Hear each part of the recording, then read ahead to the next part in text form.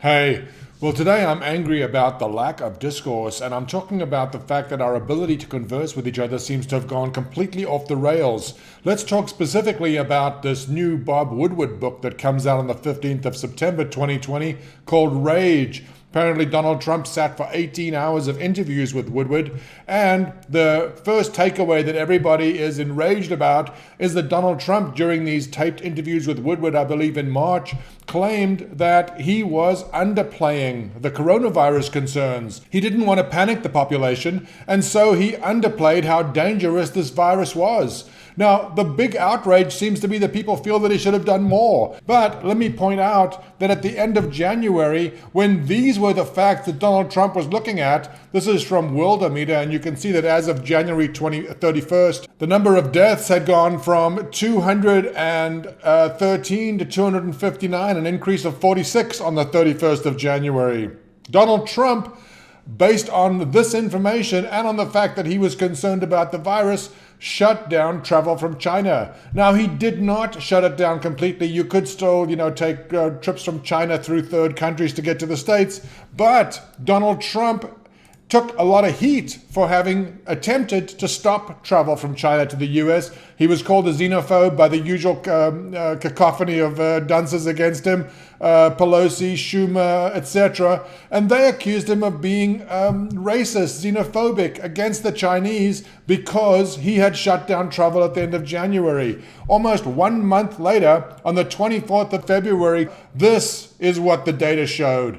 The number of deaths had now increased by 81, and the number of deaths was up to 2,700. On this day, the 24th of February 2020, Nancy Pelosi toured Chinatown and urged everybody to come down, said there was no reason that tourists or locals should be staying away, and that coronavirus was not a concern.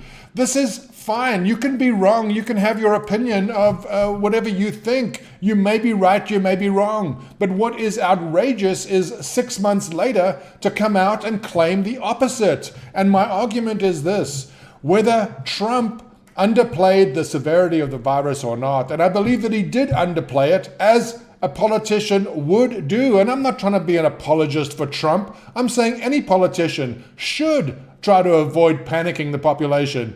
Now, I grant you that in this case, some thought that he acted prematurely. It turned out he did not. He was acting at the right time. There were only 250 deaths when he attempted to restrict travel. There were 10 times as many deaths when his opponents, his political opponents, were claiming that he had overreacted. So what I think that Trump did is that he reacted appropriately. He attempted to calm the population publicly, and privately he acted as if this was a deadly disease. He attempted to restrict travel. He took a lot of heat for that. People accused him of being a xenophobe, and they still do to this day. But the outrageous part now is that people who were complaining that he had shut down travel from China, who said that he should not have, that he was going too far, 6 months later, now they're saying he didn't go far enough, that he should have been more panicked.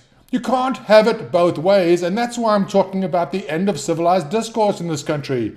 If you have a conversation with somebody and they say A and you say B, even if you agree to disagree, if it subsequently turns out that B was correct, and 6 months later they came back and said, I've been arguing B the whole time, you were arguing A, no longer have the ability to have a conversation with them. It's like dealing with a small child. You have to be responsible for what you say. Donald Trump took a lot of heat for attempting to react to this coronavirus early.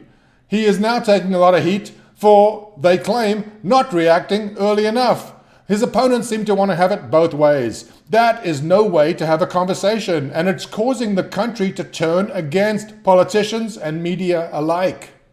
Whether this COVID-19 virus turns out to be a big problem through the end of this year, or whether we're through the worst of it or not, the fact remains that the people who hate Trump seize any opportunity to hate him even further, and they don't acknowledge any good that he might have done. The people who claim that he overreacted are now claiming that he didn't react sufficiently enough. You can't have it both ways. You can't have a conversation with these people. These people are our elected leaders. Don't they have any shame? The answer is no. Please look for yourself. Remember what happened, do your own research, and wake up.